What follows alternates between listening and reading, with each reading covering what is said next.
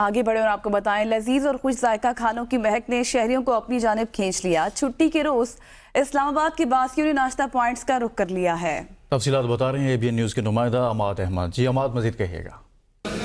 जी बिल्कुल, छुट्टी के रोज़ शहरियों की बड़ी तादाद जो है वो नाश्ता पॉइंट्स का रुख करती है और जहां वो अपने मनपसंद नाश्तों से लुत्फ़अंदोज़ होते हैं।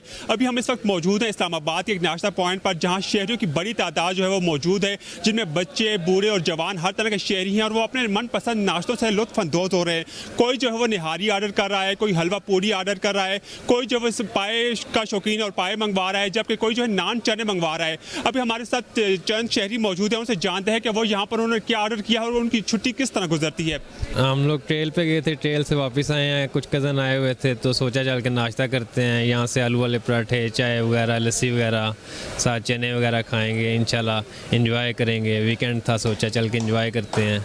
बस ये कज़न्स वगैरह आए हुए थे। ठीक है, हर वीकेंड पे होता है ट्रेल का प्रोग्राम, होता है ट्रेल 5 पे, कभी ट्रेल 3 पे।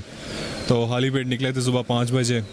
तो ट्रेल आपको पता काफ़ी हेक्टिक होती है, 3-4 घंटे लग जाते हैं। फिर भूख लगी होती है, फिर यहाँ पे आते हैं, ठीक है, सुकून से नाश्ता करते हैं। जो अच्छा लगे नाश्ते में ऑर्डर कर लेते हैं और फिर सुकून से नाश्ता करके फिर गपशप लगा के फिर घर चले जाते हैं।